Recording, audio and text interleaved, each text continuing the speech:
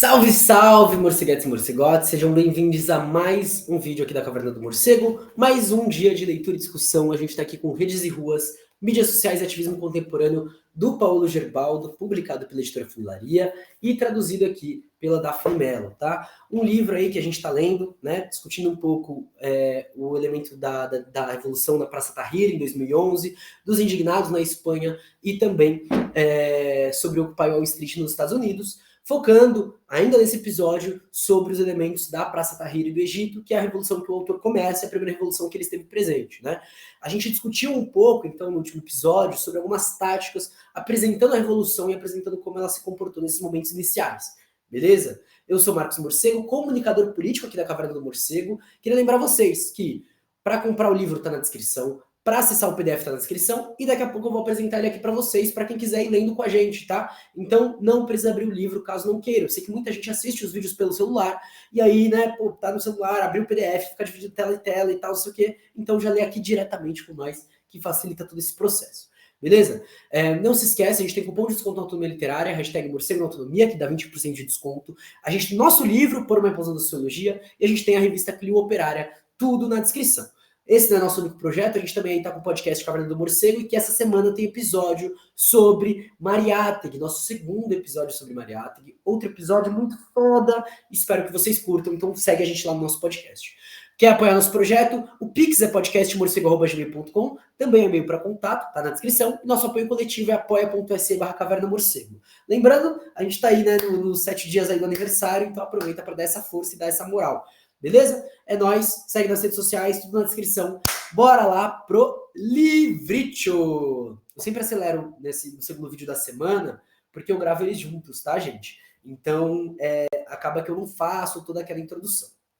Agora, a gente tá então nessa parte que começa com esqueça o apagão digital.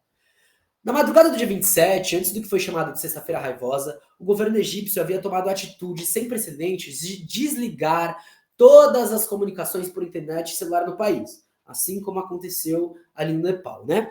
Logo depois da meia-noite, todos os principais prestadores de serviços de internet, como Telecom, Egypt, Link, Estistalat e outro, foram apagados em questão de minutos. O governo explorou a presença de uma série de gargalos na infraestrutura na rede egípcia. Apenas um fornecedor de acesso à internet, a Nordata Networks, que atende a Bolsa de Valores egípcia, não foi afetado pelo ataque. É bem esclarecedor quando a gente vê isso, né? Nas primeiras horas, inclusive no Nepal, vocês sabem se tem alguma coisa semelhante? Deixa aí nos comentários, que seria interessante. Eu gosto de fazer essas comparações. Os serviços de telefonia móvel, Vodafone, Mobilil e Estistalat também foram desativados na maioria das áreas do país. O regime esperava que a medida atrapalhasse a capacidade de coordenação dos ativistas e assustasse a maioria das pessoas tirando-as das ruas, mas o movimento já estava nas ruas. De fato, entrevistados descrevem um sentimento comum de desorientação causado pela indisponibilidade da internet e, mais importante, dos celulares naquele dia, aquele momento de tipo, putz, será que vai rolar mesmo? Será que ainda tá marcado? Enfim, essas coisas, né? Mas o desligamento não foi um golpe fatal para o movimento. Na ocasião, muito mais pessoas saíram às ruas do que ocorreram no dia 25. A verdade é que a decisão do governo foi um pouco tarde demais, como afirma Ahmed Sabri. Uma vez iniciado o processo revolucionário, estabeleceu-se um automatismo espacial. As pessoas sabiam que precisavam ir a Tahrir, diz Mohamed El Agati, da ONG Fórum Árabe de Alternativas. A praça, em vez da internet, se tornou a principal plataforma de coordenação do movimento revolucionário. Vou grifar aqui.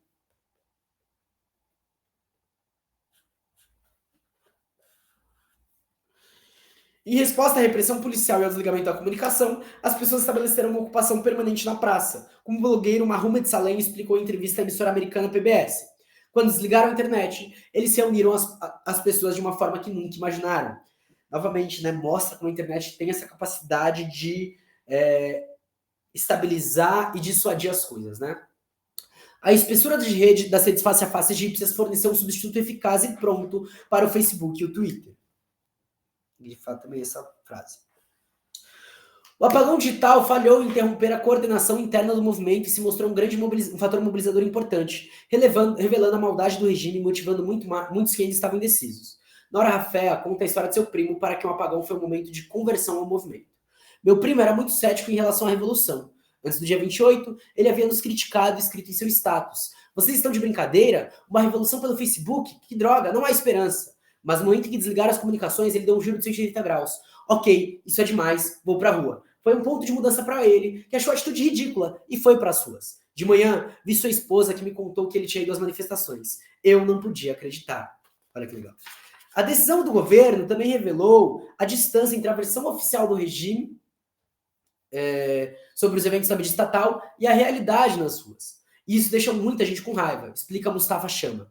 Como se pode fazer isso? A TV estatal diz que não há protestos e que está desligando a internet dos celulares? Para Noor Ayman Noor, a decisão do governo foi vista como uma traição pelos jovens da classe média. Nos últimos anos, o regime nos deixou viciados no celular, no computador e na internet, em todas as coisas. E de repente acordamos na manhã e não temos nada. Muitas pessoas, incluindo aquelas que não estavam pensando em ir às ruas, quando viram a polícia fazendo o que fizeram, disseram que precisavam ir. Se algumas pessoas saíram às ruas com raiva das ações do governo, outras saíram principalmente por questões práticas, procurar amigos e parentes com quem não poderiam entrar em contato por conta do bloqueio das comunicações. Conforme discutido no capítulo 1, os celulares introduziram formas de microcoordenação que remodelaram nossas interações sociais e cotidianas. Quando os serviços móveis foram desligados, a capacidade de microcoordenação foi bastante prejudicada, obrigando as pessoas a ir às ruas se quisessem entrar em contato com seus pares. Tá aí, né? Talvez para a gente fazer uma revolução a gente tenha que cortar os cabos de internet. Brincadeira. Mustafa Chama ilustra esse ponto em seu testemunho. Alguns dos seus amigos se somaram aos protestos porque o telefone estava desligado e não conseguiram contatar seus irmãos e irmãs. Então, foram aos protestos procurá-los e fizeram os números aumentarem. Conheço muitas pessoas que fizeram isso. Meu primo, por exemplo, veio aos protestos à minha procura. Isso fez mesmo diferença. O apagão da internet tornou impossível seguir os eventos pelas páginas ou conversar ao telefone com os amigos nas ruas. Até a curiosidade, né? Imagino quem tem fomo aí ia pra rua.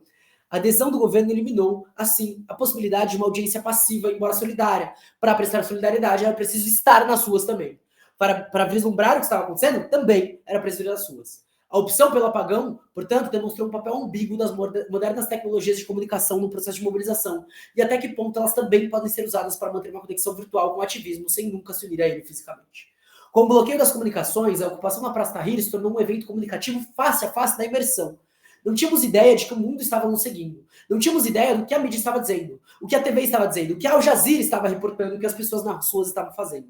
Lembra Salles Oney? Estávamos vivendo em outra dimensão, a dimensão da realidade, né? Muitos de meus entrevistados relataram com melancolia a experiência da Irmandade Nacional e de cruzamento de classes na praça. Os encontros se tiveram com pessoas que nunca teriam conhecido de outra maneira. Como Nora Chalabi relata, a praça reunia pessoas de diferentes origens, diferentes classes, apenas sentadas juntos conversando. Para alguns ativistas, como Salles Oney, foi frustrante quando o governo desfez o apagão após 5 dias. Olha que loucura, né? Como a vida é melhor sem internet. Se pá, nossos mais velhos estavam certos. Estavam certos. Realmente, lamento que eles tenham trazido a internet de volta durante a Revolução, porque isso dividiu as pessoas. Ao protestar, você acha que todo mundo está com você. E mesmo que não veja, acha que todos estão com o mesmo espírito solidários e empolgados. Mas então, trouxeram de volta o Facebook. Você vê pessoas escrevendo, por exemplo, basta de criminosos na rua. E isso você começa a discutir no Facebook e diz, não sou um criminosa.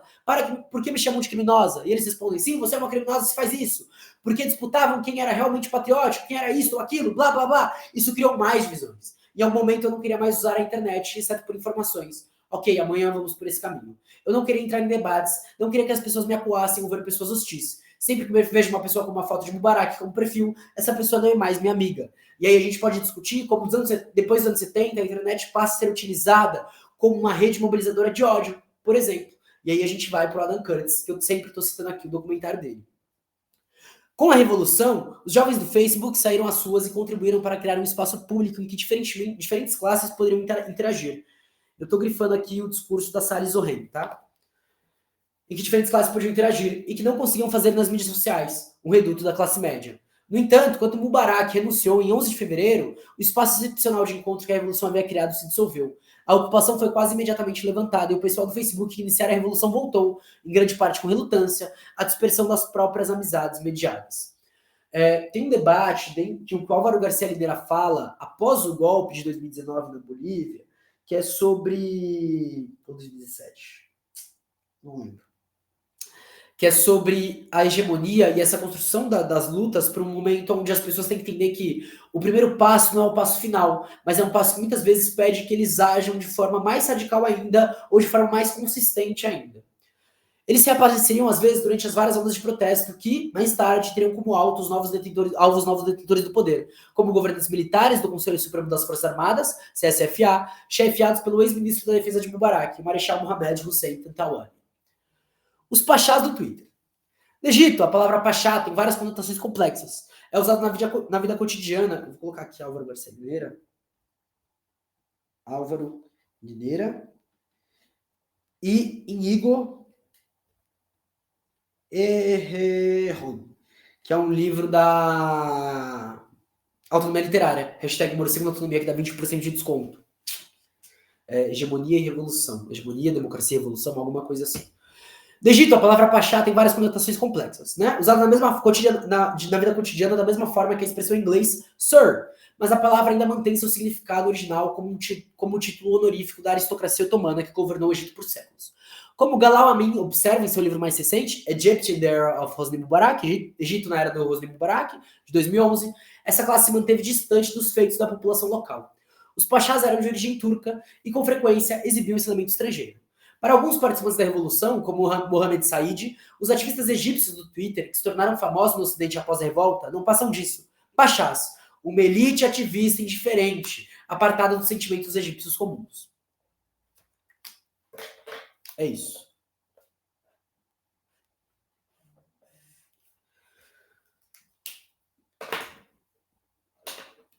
Eu montaria uma conclusão muito semelhante, tá? Principalmente porque, e dentro dos grandes canais de comunicação da esquerda hegemônica que a gente tem hoje, a gente tem um discurso que é voltado para uma esquerda acadêmica ou para uma esquerda branca, de classe média, ambos os lados, geralmente. É isso que a gente tem hoje.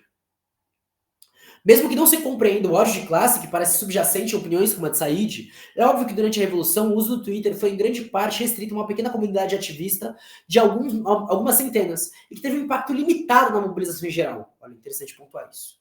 Se, como Mustafa Chama diz, a Revolução teria acontecido sem o Facebook, o mesmo se aplica ainda mais fortemente ao Twitter. E eu tendo a crer a mesma coisa hoje, tá? As nossas revoltas aconteceriam mesmo sem essas redes sociais, e mesmo sem esses comunicadores que a gente tem hoje. Tá? Eu não estou chamando eles nem de influencers, estou chamando de comunicadores porque eu estou sendo educado conforme o que eu já vi eles fazendo, eu já vi fazendo fora da internet. Que eu acho que aí a gente pode distinguir certos pontos. A taxa de penetração da página de microblog no Egito é muito baixa, atingiu apenas 0,15% em novembro de 2011, segundo Dubai School of Government. Naturalmente, a taxa de aceitação do conjunto dos participantes dos protestos revolucionários é muito maior do que isso. Mas das 20 pessoas que entrevistei no Cairo, só cerca da metade estava no Twitter, enquanto quase todas estavam no Facebook. Então a aceitação do Twitter era ainda menor, né? Apesar da minha amostragem de entrevistados ser composta exclusivamente por ativistas da classe média e média alta, o grupo demográfico com mais alto grupo de conectividade é novas mídias. De fato, o uso ideal do Twitter exige um telefone potente que, em razão de custo, é inacessível para a maioria dos egípcios, incluindo muitos da classe média.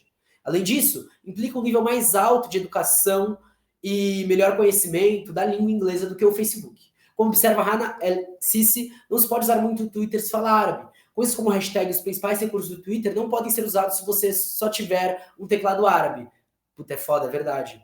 De fato, durante a Revolução de 18 dias, a maioria dos tweets com hashtags populares, como hashtag Jan25, hashtag Tahrir, hashtag Egypt, foi escrita em inglês. Desde a queda de Mubarak, a crescente popularidade conquistada pelo Twitter após o Levante, mais pessoas começaram a escrever em idioma local a meia, mas os principais twitteiros continuam escrevendo em inglês, novamente mostrando uma diferença muito grande, né? E eu acho interessante que atualmente eu ando reparando muito nisso, né? Principalmente em produções audiovisuais, o uso da linguagem nas produções audiovisuais, quando a gente fala de comunidades tradicionais, de povos originários, ou quando a gente fala de certas linguagens que são feitas internamente. Inclusive, na universidade, eu estou tentando utilizar muito mais uma linguagem coloquial, que é uma linguagem das suas, que é uma linguagem do que eu falo no dia a dia, uma linguagem de como eu me porto no dia a dia, em detrimento dessa linguagem acadêmica, dessa linguagem certinha, que tem que ter tal coisa, ligando tal coisa e tal, não sei o quê. E eu uso metodologia para criticar isso, né? Conceição Evaristo, Carolina Maria de Jesus, Lélia Gonzalez, Clóvis Moura, para olhar e falar... vamos lá então, professor, você pode me dar uma nota mais baixa, né? Mas metodologicamente o que você está fazendo constitui uma segregação e tal, não sei o quê, principalmente porque os professores de esquerda, uma esquerda bem liberal, tá? Não estou falando de esquerda, Marx e não sei o quê. Estou falando de professores de esquerda que vão defender a democracia da maneira tão ampla que vai ser praticamente a mesma coisa que o PSOL e a direita defende, tá? Ou professores de direita e tal, não sei o quê, mas na FFLESH em geral os professores gostam de se passar por amigos dos pobres, né? para olhar e falar, você é amigo mesmo? Então vai lá e dá nota boa para isso. Dada a audiência limitada que poderia ser alcançada em casa pelo Twitter, seu principal papel era, portanto, o ser sobretudo um meio de obter atenção externa, como um recurso essencial para dar informações ao mundo exterior, perpetuando a sensação de que o mundo estava assistindo aquilo que foi um fator importante para o moral e a coordenação de base. Durante os dias da Revolução, famosos ativistas tuiteiros como Didi Ibrahim e Mahmoud Saleh permitiram que as pessoas no exterior seguissem minuto a minuto os eventos que aconteciam nas suas egípcias. Além de ser um canal para o mundo exterior, o Twitter também serviu como meio de coordenação dentro daquela elite ativista, para a qual passou a constituir uma espécie de quartel-general de informações do movimento, como a Mad Sabri explica. Na descrição da ativista e twitteira Nora Shalabi, o Twitter dará um relato imediato. Vá por aqui, não vá por aqui, tente pegar essa entrada, não aquela, por lá não será possível entrar. Não vá a essa área porque está cheia de capangas. Estamos tentando obter o máximo de informações possível para as pessoas virem e saberem o que está acontecendo. Gente, é que eu deletei meu Twitter, tá? Mas a gente fez isso em 2021 e 2022. 2020, 2021 e 2022. Eu estava nessa rede, inclusive, de trabalho desse sentido, onde a gente alertava, principalmente, certas lideranças ou pessoas da comunicação de organizações políticas de um modo geral, para que isso se espalhasse o mais rápido possível dentro das pessoas que estavam na rua, para a gente saber. Esse uso tático do Twitter seria aperfeiçoado, legal saber disso, né? Sem ter lido essa experiência antes, né? Legal. Esse uso tático do Twitter seria aperfeiçoado nos protestos que ocorreram após a revolução contra o CSFA, que é as Forças Armadas de lá, né? Por exemplo, durante os confrontos na rua Mohamed Mahmoud, em novembro de 2011, em que mais de 70 manifestantes foram mortos. Os ativistas usaram a hashtag Tahrir Needs para compartilhar informações sobre medicamentos e outros materiais exigidos pelos hospitais de campanha, além de outras questões logísticas. Mais importante do que essas possibilidades táticas foi o papel do Twitter na criação de um sentido de coesão emocional da comunidade de ativistas de classe média alta, como ilustrado pela seleção de mensagens publicadas no livro Tweets for Tahrir, Nancy Swift, 2011. A gente fazia muito para acompanhar quando ocorria a detenção, principalmente das pessoas pretas. Para quem falava que era tudo de classe média, a gente usava o Twitter justamente para proteger aqueles que são os nossos, tá? Aqueles que tinham a mesma cara que eu, o mesmo dinheiro que eu, a mesma condição socioeconômica que eu e a mesma percepção política que eu. De revolta, de ódio contra o que estava rolando. Nas vésperas do protesto de 25 de janeiro, @TravelerW confessou: estou preocupado com amanhã e é exatamente por isso que irei. Não podemos deixar e não deixaremos que eles nos assustem. Hashtag 25 de janeiro. Enquanto Mona Soch condensou bem as emoções da véspera em 3 palavras. Assustado, animado e esperançoso. Hashtag Jan25. Se, por um lado, o Twitter forneceu uma plataforma para gerar um sentido de solidariedade dentro da elite ativista, o uso intensivo dele, no entanto, gerou o risco de esses líderes se isolarem de sentimentos e experiências dos egípcios mais pobres e menos conectados à internet. A maioria dos principais twitteiros do Egito é filha de famílias ricas das classes média alta, que quase sempre vivem em bairros luxuosos como Nasr City, Heliópolis, Maad, Zamalek e educados em escolas inglesas, depois na explosiva Universidade Americana, no Cairo. Suas frequentes visitas aos Estados Unidos e ao Reino Unido para receber prêmios ou participar de programas de TV atraíram duros comentários de dentro do movimento e acusações que estavam distanciados das experiências das pessoas comuns no Egito. E, em parte, isso é verdade. E a gente pode fazer uma autocrítica e melhorar isso, ou a gente pode simplesmente deixar e aceitar. Enfim. Enquanto alguns desses twitteiros se tornaram estrelas ativistas no exterior, eles são quase desconhecidos no Egito. Prova disso é o fato de a maioria dos meus entrevistados egípcios nunca ter ouvido falar deles. O indicativo desse descompasso entre fama global e relativa obscuridade doméstica é o fato de que os poucos ativistas do Twitter que concorreram às eleições parlamentares de 2011 foram derrotados. O que talvez hoje a gente vislumbre uma possibilidade diferente. O que ainda em si, como processo, não quer dizer nada, mas pode vir a dizer alguma coisa. E é esse o movimento do qual eu olho e não, por exemplo, não chego a citar nominalmente as pessoas aqui, porque minha crítica é uma crítica de um ponto de vista tático, mas de um ponto de vista de olhar e falar, beleza, vai seguindo o seu caminho. Não vou tretar e dispersar muito, pelo contrário. Vai lá.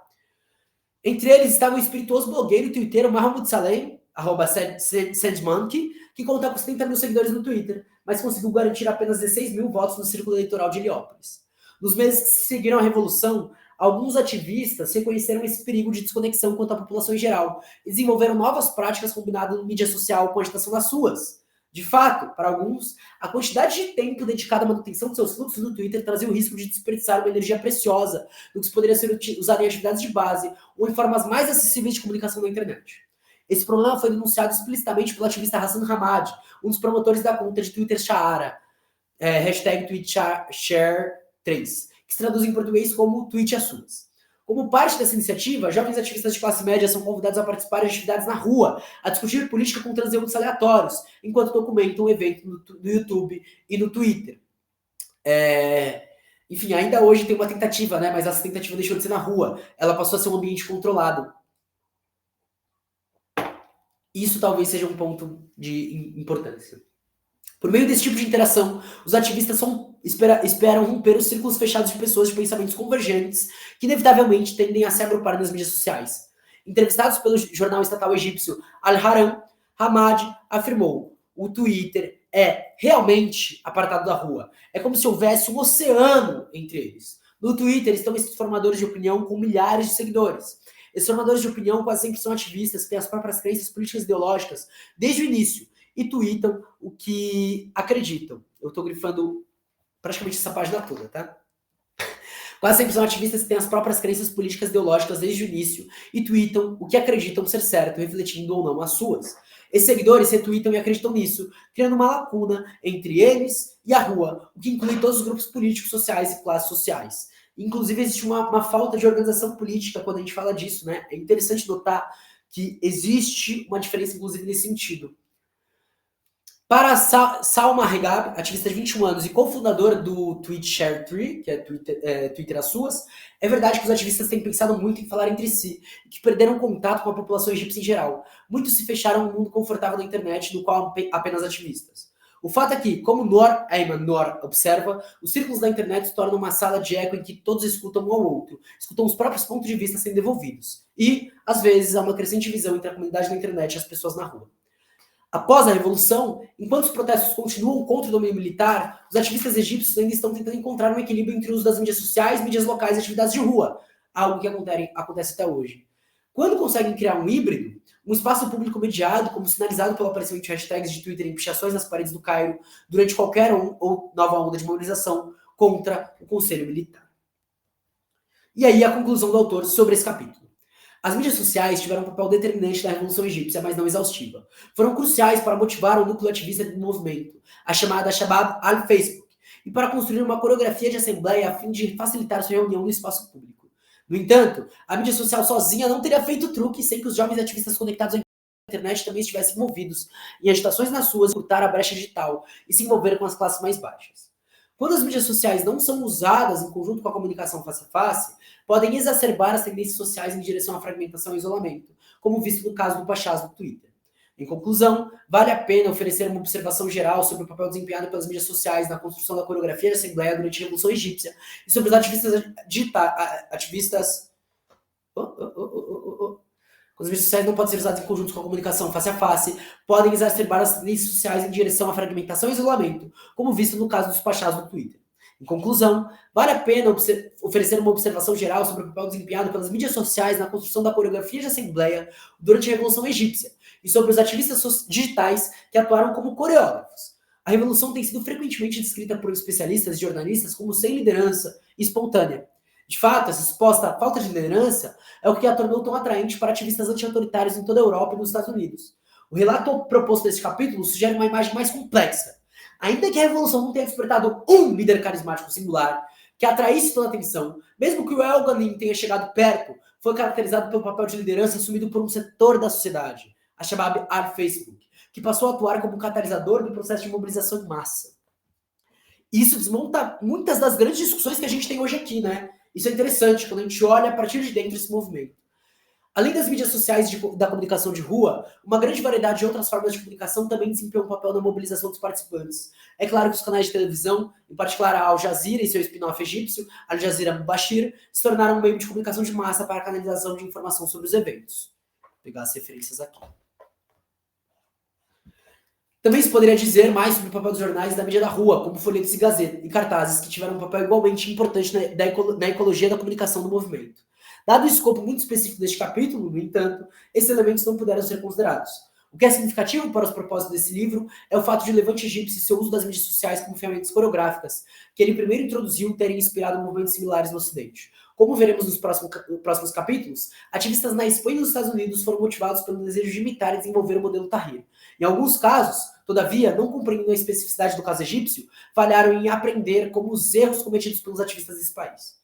No capítulo seguinte, tratarei dos indignados da Espanha e da tentativa deles de importar para o Ocidente o modelo de protesto de Tahrir, junto com as práticas da mídia social, que ele pôs em primeiro plano.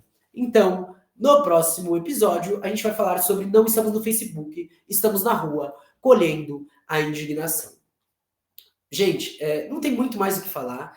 Eu acho que a gente chega numa conclusão, inclusive, muito interessante sobre a questão egípcia e sobre as táticas, né? Ajudando a gente a refletir um pouco sobre a realidade brasileira e o que a gente tem que fazer, né? Nossos próprios próximos passos. Espero que vocês tenham curtido o episódio, foi feito com muito carinho, muito ódio de classe no coração, e a gente se prepara então para falar sobre a Espanha, os indignados, e se infiltrar aí por outra revolução. Se infiltrar não, que fica muito feio, né?